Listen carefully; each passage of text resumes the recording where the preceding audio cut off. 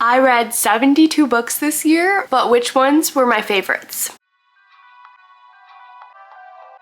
Hi friends and readers, welcome back to my channel. For today's video, we are going to be going through my favorite books from each month of the year, as I have read consistently for a year straight, leaving me with 72 books total. I think last year I read 45 or 50 books, and then this year we jumped up to 72. So I'd say that in the last few years of my life, this is the most consistent and definitely the most books I've ever read in one year, which is why I'm just super excited to go back to the beginning of last year, 2025, and reminisce on the books that I read and brought me here to January 2026. I did find it easier to track my books this year on Goodreads and Fable. I did both. I wanted to kind of track them side by side to see what was more user-friendly, but also more aesthetic and inviting and warm and friendly for reading. So I am going back to Goodreads for my books read January through December of 2025. However, I will say at the end of the year, I do think that Fable is just visually more appealing and more aesthetic than Goodreads. The downfall here is when we talk about the books that I've read, I on Goodreads could only rate them in star increments like 1, 2, 3, 4, or 5. Whereas Fable, I know that a lot of these books had 0.25, 5, 0.75 because I have no shame in rating a book however I want to rate it, but I lost that pulling from Goodreads for this video. I'll try to remember how I feel though. And then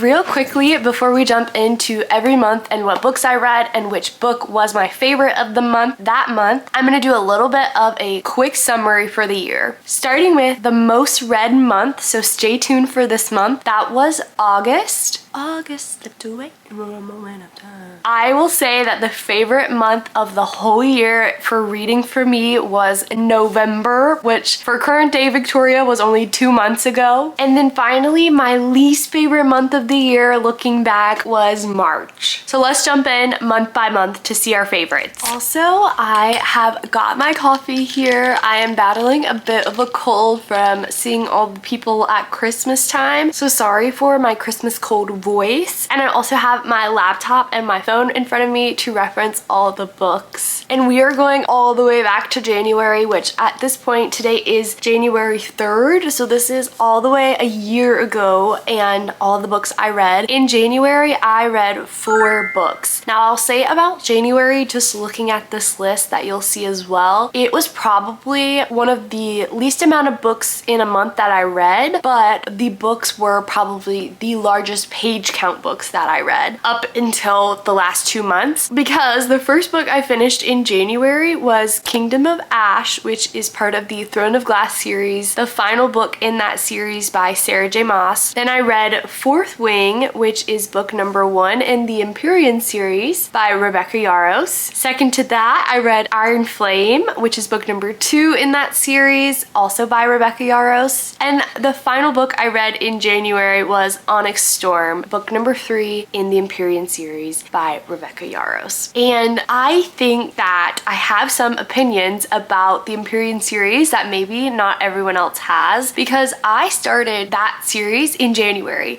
So just before the 3rd book in the Empyrean series came out, Onyx Storm, my friend recommended that I read them all, and I read them all back to back to back. And to me, that was the best experience, and I had a really good time reading Fourth Wing and its sister books. However, with Kingdom of Ash, I think that series, the Throne of Glass series, was my first ever 7-book or however many books you want to call it series, and it really got me back into reading. I would attribute TikTok and those recommendations to a whole year of reading, which is really important and really fun. So I'm gonna say that my favorite book in January is Kingdom of Ash. It was the finale of all that time we spent with all those other characters across so many different books, and I quite enjoyed how it wrapped up, and I was really starting to understand what it meant to get into a fantasy series or a series in general and see the hype that everyone else feels about it and just being involved in reading, and I really liked it. And I still would say the same for the Fourth Wing books. I really enjoyed them and I liked the hype. I wasn't one of those haters about the 3rd book coming out. I'm like,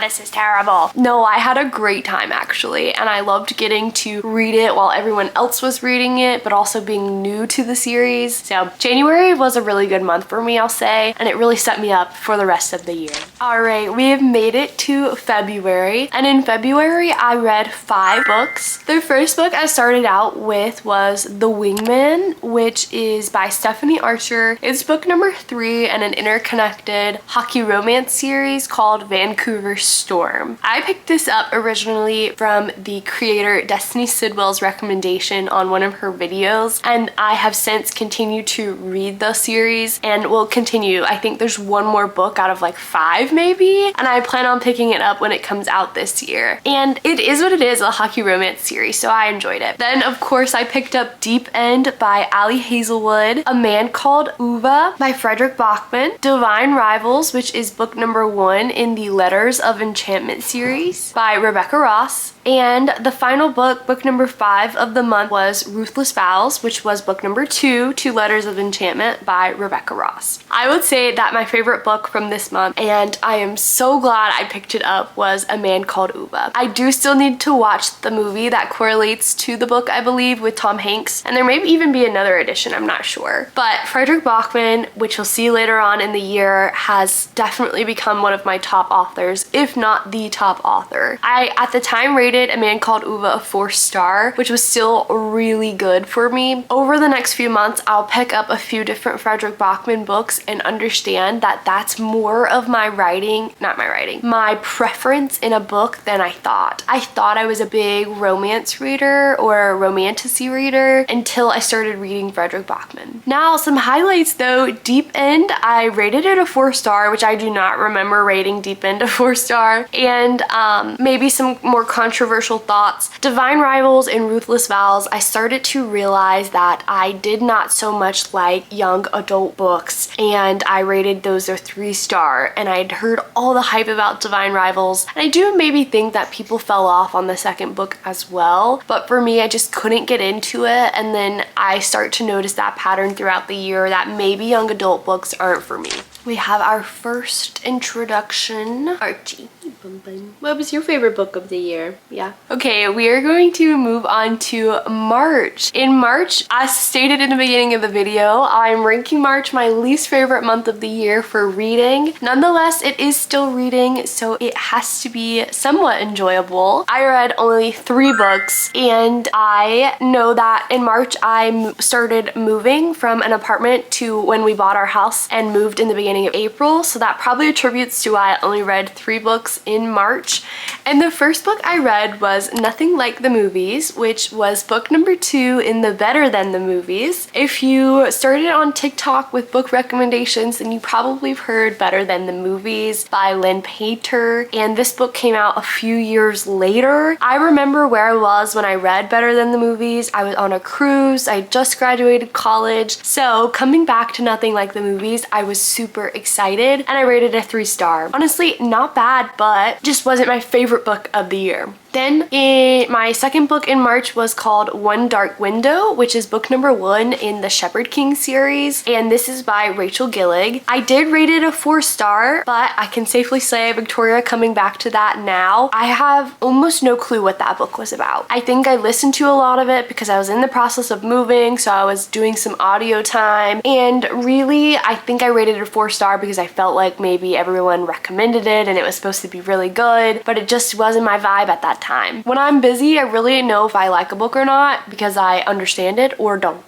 The final book I read in March was The Summer I Turned Pretty, and I'm sure you've heard of The Summer I Turned Pretty TV series. I had been waiting to put off The Summer I Turned Pretty books until the series finished this past summer because I wanted to know what was going to happen in the series without knowing the books, which I know maybe is not a popular opinion. But then I got spoiled what happens in the books, so I went ahead and picked them So of those 3 books, I, although rated One Dark Window higher at the time than Nothing Like the Movies, but looking back now, I feel like Nothing Like the Movies was going to be my favorite from that month, which was only rated a 3-star for me compared to a lot of the 5 stars that I'll get in the rest of the year. So that's why I'm saying March was my least favorite. We've made it to April, and looking back, I feel like April had a ton of anticipated releases. So you'll see a theme. I read It's Not Summer Without You, which is book number 2 in Summer by Jenny Han. And then I finished the Shepherd King series with book number 2, Two Twisted Crowns by Rachel Gillig. And I also read the 3rd and final book in We'll Always Have Summer, which was Summer number 3 by Jenny Han. So I completed both of the series that I had started in March, and I feel the same way that I felt about them in March. I rated Two Twisted Crowns a 4-star. Just don't feel like I remember absolutely anything besides the monster. So I would think that I would recommend that series to someone if you're into, I believe, dark fantasy or gothic fantasy maybe. And the Summer I Turned Pretty series is a very quick and short series, very easy to read or listen to. I remember listening to all of those on Libby at the time, and it's a good filler for the summer if you need something to do. So maybe pick those up if you have some time. But it's very cheesy, and I preferred the TV series better. I'll say though, that's because I started with the TV series first. Out of 6 books in April, we start moving into new releases at the end of April, with book number 4 being Fearless, and Fearless is in the Powerless trilogy, the final book, book number 3 by Lauren Roberts. And then I picked up Ready or Not by Cara Bastone, and finally finished with a new release of Say You'll Remember Me, which is part of the Interconnected series, I believe, going to happen this year. Say You'll Remember Me, book number 1 by Abby Jimenez. And of those final 3 books in the month, it was really hard to pick between them what was my favorite, but I want to say that Ready or Not by Cara Bastone was my favorite. This was the first book I've ever read by that author. I picked it up while I was in New York, and that book is based in Brooklyn, I believe, and it's a signed copy that I got from the Rip Bodice.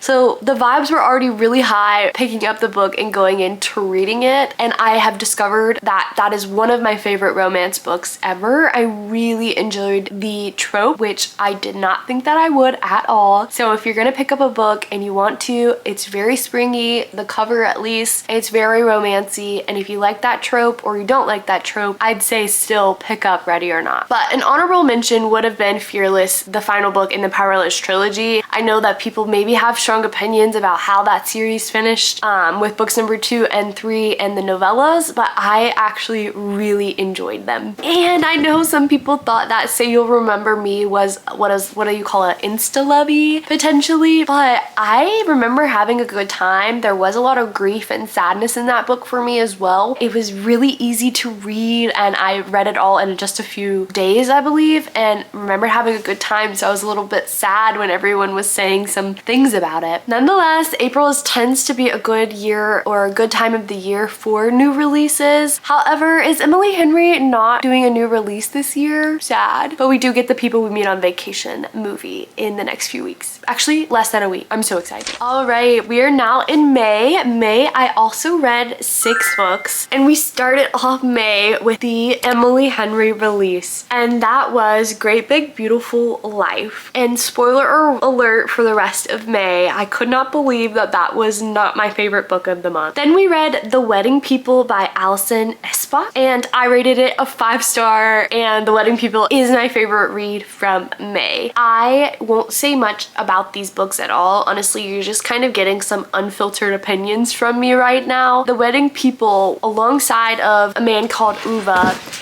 is when I really started to learn, oh my goodness, I like romance, but there's something about these women's fiction, literary fiction, just fiction books that I'm picking up that I didn't realize I really enjoyed reading. Now, I do think The Wedding People had like a little tinge of romance in it. The role of The Wedding People and the characters in it and just the people watching observations is really a theme of the year for me. Then we read The Once Upon a Broken Heart book, which which is book number 1 in the Once Upon a Broken Heart series. I picked up this series as recommendations from YouTubers and TikTokers, and I believe it's also young adult, so you know how that went. This is by Stephanie Garber. Then I also read The Conditions of Will by Jessa Hastings. I read book number 2, Once Upon a Broken Heart series, which is The Ballad of Never After by Stephanie Garber. And then I finished out that month, which was May, with book number 3 in the Once Upon a Broken Heart series, which is A Curse for True Love. I gave all of those in the series a 3-star, and then the fourth book, and then the third and final book I gave a 4-star. Once again, I hardly remember anything about it except for Jack. And now we have made it to June, where I also read 6 books. I believe in June is when I started my YouTube channel, and so from June and forward, I was really consistently reading about 6 books or more for my YouTube channel. We started off June with a new series, Mile High, which is in the Windy City series, book number 1. And all the recommendations to pick up this sports romance interconnected series was that you should stick with it because not as many people favor the first 2 books, I believe, or really maybe just the first book, and then they start to progressively like it more and more. And I don't know if I have my own original thoughts because that's exactly what happened to me when I started this series. I did not really thoroughly enjoy Mile High by Liz Tomforde, but as you'll see throughout the rest of the year, I do start to like the other books better, and I've since read all of them except for the last one that came out this past year. Then I went on to book number 2 in Windy City. So book number 1, I rated a 2-star. The Right Move, book number 2 by Liz Tomforde, I rated a 3-star. Then we moved on to The Love Haters by Katherine Center, which I gave a 3 stars. I think that I probably could have DNF'd The Love Haters if I'm being really real. I had started picking up Katherine Center books off of the recommendation of others on the internet, and I think I really did at the time I picked it up. The Bodyguard enjoyed, but have since not felt the same about the rest of them. So I'm not sure if I'm going to continue to pick up those as new releases and maybe just pick them up when I can. Ooh, another one. In this month, I read The Cruel Prince. So I started the Folk of the Air series with that first book by Holly Black, and I did rate it a 4 stars, but at the time, I think I've said this in other videos, I don't think that stands true for me now. However, it did then, so we'll say it did. Cruel Prince was a young adult series. And then my favorite book of that month in June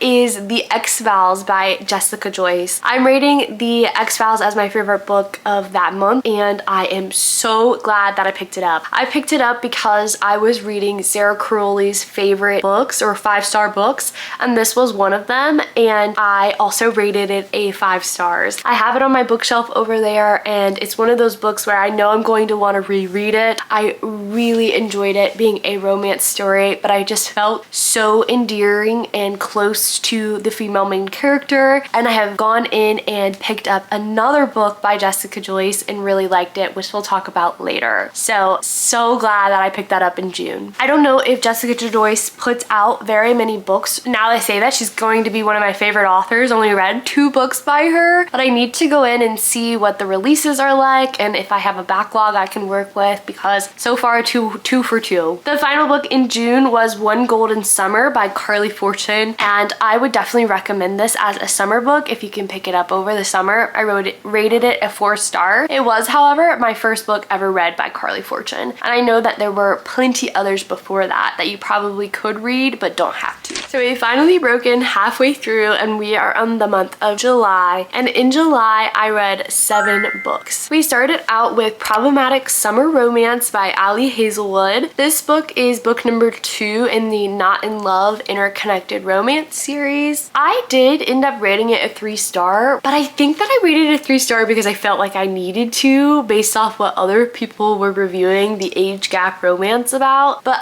I will say, looking back on it, I read it so quickly and was eating it up until the end. And so maybe it was higher than a 3-star for me. I moved on to It's a Love Story by Annabelle Monaghan and gave it a 3-star. I'm discovering that maybe those books aren't for me as much as I wanted them to be.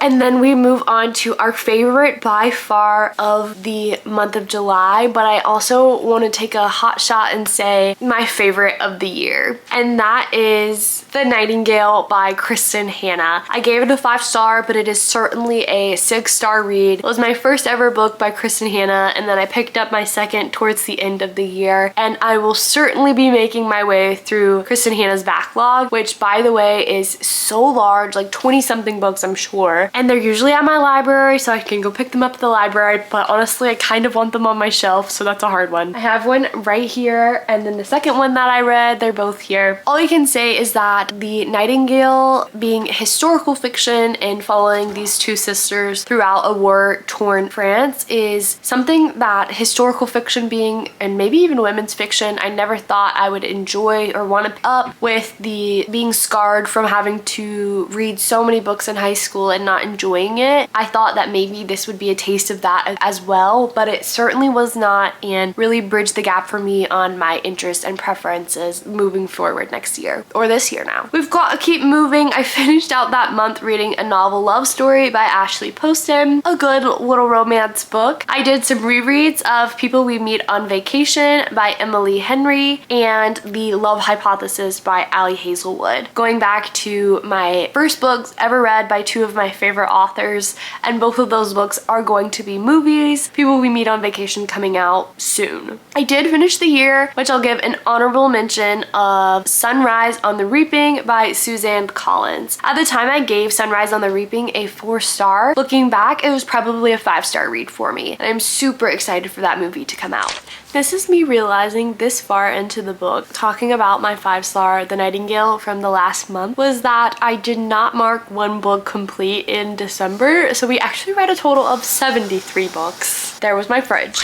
Okay, we have made it to August, and August, I really don't know what I was doing, but I read 9 books. We're gonna breeze through these very quickly. I read Out of the Woods, which was book number 2 in the Interconnected series Out by Hannah Bonham Young. I really enjoyed my first book by Hannah Bonham Young, and then got down to about 3 stars for the next 2 books by that author. So jury's still kind of out on how I feel about those romance books. Then I read The Ministry of Time by Kaylee Ann Bradley, gave it a 4-star. This came from reading Haley Pham's 5-star reads and enjoyed myself. It was a genre, or part of mixed genres or genre bending story that was kind of out of my comfort level in a little bit of a way, but I had a great time. And then an honorable mention for the month of August, I read Love Interest by Claire Gilmore. This, I believe, was a workplace romance, which was one of the first that I've read. Gave it a 4-star, and will be picking up more Claire Gilmore books because of it. Alright, another sad young adult series that I started and was hoping it would be a 5-star series for me, but have since been really hard to pick up the rest, was Assistant to the Villain, which is book number 1 by Hannah Nicole Mayer. Gave it a 3 stars. I did, however, love Kingsley. Then I picked up Unsteady, which is a hockey romance in the Undone series, book number 1 actually, by Peyton Corinne. I will go on to pick up the second book in that series and like it so much more, but book number 3 comes out sometime soon and I'm excited for it. I tried to pick up book number 2 in the Folk of the Air series, which is The Wicked King by Holly Black. Gave it a 4 stars. Don't think that still stands for me. Ooh, a lot of series in August. Windy City series number 3, which is Caught Up, and as I was saying earlier, my star ratings are going up as I'm reading the series. Gave Caught Up a 3.5 stars by Liz Tom Ford. Loved the baseball theme, and I didn't think that I would. And we have made it to our favorite book of August, which is Bury Our Bones in the Midnight Soil by V.E. Schwab. I did give it a 4 stars, maybe a 4.5 if I can remember correctly, and it was the second book I've ever picked up by V.E. Schwab. One of the very first books off of TikTok a few years ago, probably like 3 to 4 years, was The Invisible Life of Addie LaRue, which at the time was a really slow read for me, so I was nervous going into Bury Our Bones, but I picked it up at a good time, read it all in about 2 days, which it's a pretty hefty book. Loved the genre, which I believe was also genre bending, and somehow scored a signed copy from the local bookstore here where I live. And I want to pick up more books by V. Schwab. I know there's a backlist of them to go through, and also want to pick up more books in that genre with the vampires. So give me some recs if you have any V.E. Schwab recs or vampire recs similar to this book. Finished off with another book in a series, Gloves Off, Vancouver Storm #4 by Stephanie Archer. Gave it a 3 stars, but it is just a good filler series for me.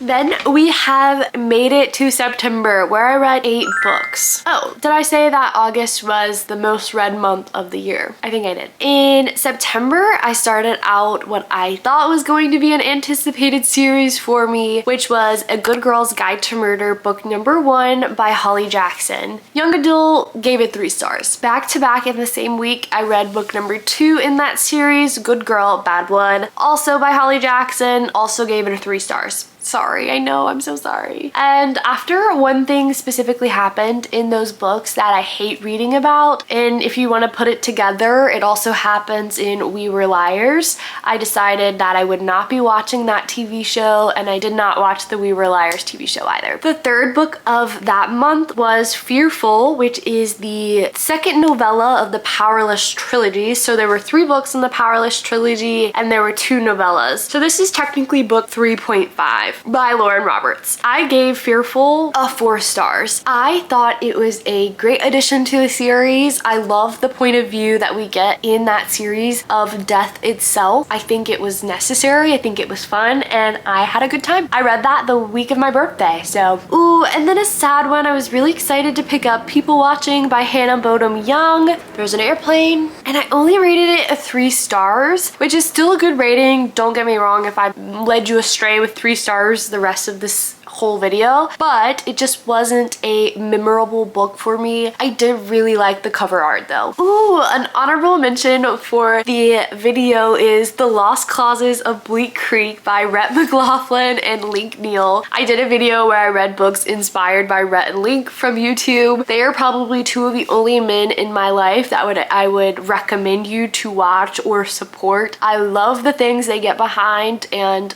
that's hard for me to say about men, and I was super excited to find The Lost Causes of Bleak Creek at my local library. I think I rated it a 4 stars. Maybe I'll even give it a 5 star. I had such a good time reading that book. And I think being a part of the mythical fandom over the last 10-15 years, having read that book and just knowing the stories that they tell on all of their different platforms, I felt like an insider. Like, I picked up on all the jokes in it, and being from the South as well, I just had a good fun time. Also inspired by the Rhett and Link book video was Unloved, book #2 in the Undone series. Gave it a 4.5 stars by Peyton Curran. I loved our main characters. I don't know why I didn't give it a 5 star at the time, but I just jumped from the first book, Unsteady, to Unloved, and had such a different experience with the characters in that hockey romance story than the first book, and I'm so excited now to read book #3 in the series. And we've made it to our favorite book of that month in September, which was The Night and the Moth, and this is book #1 in the Stonewater Kingdom series by Rachel Gillig, and I gave it a 5 star. I'm so glad I didn't give up on Rachel Gillig after my good but not so good experience with the first series, and The Night and the Moth was so good. I had such a good time, but I was actually angry that I picked it up because I have to wait so long for the next one to come out, but it'll be good when it does. And another young adult series that I was excited for but have since been begrudgingly putting off is Heartless Hunter. I read for the book #1 of Crimson Moth series by Kristen Cicerelli. Gave it a 3 stars. There is a 3-star theme for young adult series. Ooh,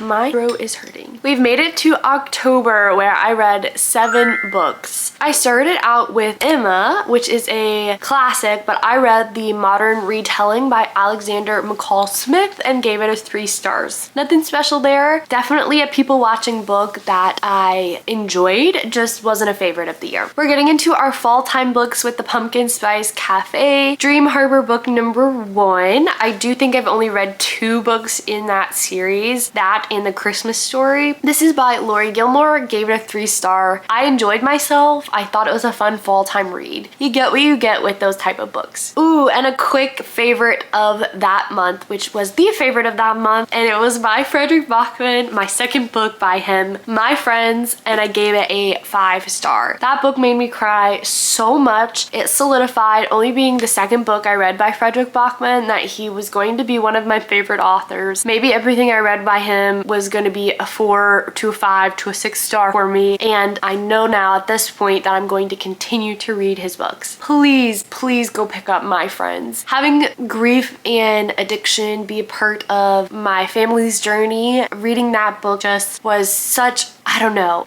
I can't even explain it. Go pick up a Fredrik Backman book. We are finishing out the month of October with Mate, which is Bride number 2, Ali Hazelwood. I don't care. I had the best time with Bride and Mate. The best time. Gave it a 4 stars. Love Ali Hazelwood. Will continue to pick up Ali Hazelwood. I also picked up my first Lila Sage book, Soul Searching, which is Sweetwater Peak book number 1. Gave it a 4-star. I had a good, cheesy little paranormal romance time. And then I went back to my second ever Frida McFadden book, which was surprising that I've only read 2 so far, with Never Lie. Gave it a 4-star. Terrible at guessing plots, so Frida McFadden books are perfect for me. I need to pick up more. I've read Never Lie and The Housemaid. Let me know what's another Frida McFadden you would pick up. And we finished out the year with, or not the year, that month with Yellow Face by R.F. Kuang. Gave it a 4 stars. That was one of the videos where I read the lowest rated book on my TBR at the time, and I'm surprised that it was, but also can see why it might be a polarizing book for some. We are in the home stretch. We've made it to November, where we read 8 books. The first book I read in November was Play Along, book number 4 in the Windy City series, which is Hockey Romance by Liz Tomfore, and it went up. The last book was a 3.5. Book number 4 was a 4-star for me. As you go in these interconnected series and you get to pull back from the characters you see in books 1, 2, and 3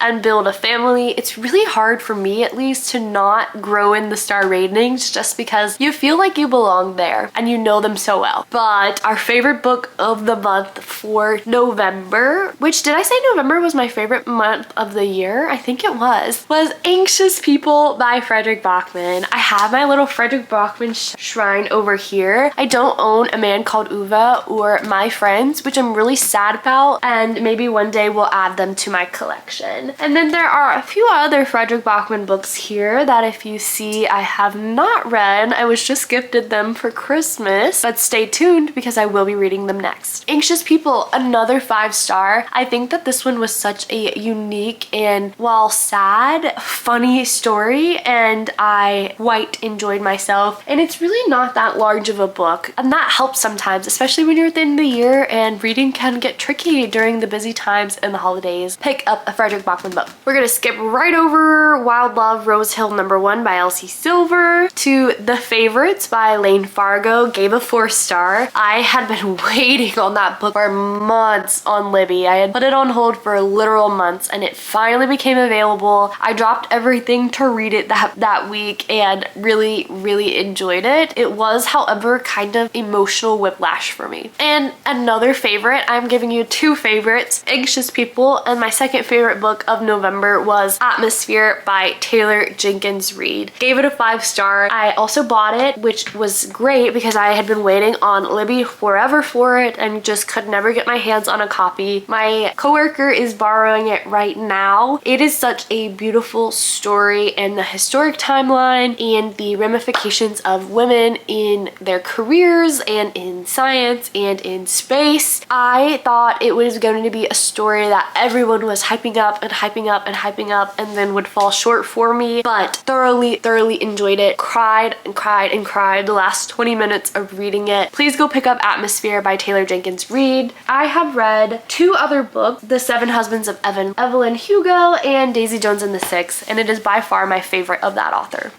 We finished out some series in November. As Good as Dead, which is book number 3 in A Good Girl's Guide to Murder by Holly Jackson, gave it a 3-star. The Queen of Nothing, the final book in the Folk of the Air series, book number 3 by Holly Black, gave it a 3 stars. And we finished out November with a chunkier book, Quicksilver, which is book number 1 in Fae and Alchemy series by Callie Hart. I also gave Quicksilver a 5 stars. It was what I needed at the time. I wanted to start a fantasy series with romance, and I read that in a 24-hour span. Quite enjoyed myself, but I would put it just under Anxious People and Atmosphere as one of my favorites of the month, which to have 3 5-star books in the month of November, so hard not to be the favorite month of the year. And we finally did it. We made it to December, where I only read what I thought was 3 books, and then I remembered I actually read 4 books in December, which is where my book count got off. I started out December with a DNF, actually, if I'm remembering correctly. I tried to read By a Thread by Lucy Score. I think that's a book that I'd always seen Destiny Sidwell recommend, and I just couldn't finish it. What I will say though, December has been one of the hardest months for me to read. I thought I was going to be able to finish out this strong year of reading consistently, but that has not been the case with December. So then I picked up Jessica Joyce's book, You with a View, because I knew that I loved The X-Files, gave it a 5-star. I needed to go back to someone that I thought would be a really good choice for me, and it was. I gave You with a View 4 stars. I said it earlier and I'll say it again. I can't wait to see what Jessica Joyce comes out with next. The book that I left off my list originally, which I don't know how, was Firefly Lane by Kristen Hanna. I can't remember if I did rate it a 5 stars, but I'm pretty sure that I did. It was literally this month, but this month has been, no, it's January. It was literally last month, but this month has just been hectic, crazy, busy, sickening, all the things. I can't imagine there's a world where I'm going to pick up a Kristen Hanna book and not like it. So let me know what your favorites are. I think I really want to pick up The Women next. So I'm going to say that Firefly Lane was certainly my favorite book of December. I do think I might want to watch the series on Netflix if it's still on there. And I just now discovered too that there's a second book in the Firefly Lane world, maybe like Fly Away or something. And I really need to look into that because that might actually be what I pick up next instead. Book number 3 of December was Brimstone by Callie Hart, which I ended up giving a 4-star. I borrowed that big chunky book from my coworker, and let's just say a 4-star, really good rating. I'm really glad that I picked up the Fae and Alchemy series, but December was not the time for Brimstone. It put me into a slump, or nearly put me into a slump, not because I wasn't engaged, but because I was confused. And I just finished out the year reading The Most Wonderful Crime of the Year by Ally Carter. I gave it a 4-star. It was what I needed after coming on from Brimstone, and it was quick, it was cheesy, it was romantic, it was Christmassy, it was funny. It was definitely kind of like Knives Out or Glass Onion mixed with a Christmas Hallmark movie, and I really liked it. If you have made it to this very, very long yapping session of all the books I read in 2025, basically, please tell me what your favorite reading month of the year of 2025 was. What books did you read in that month? That's all. Bye for now.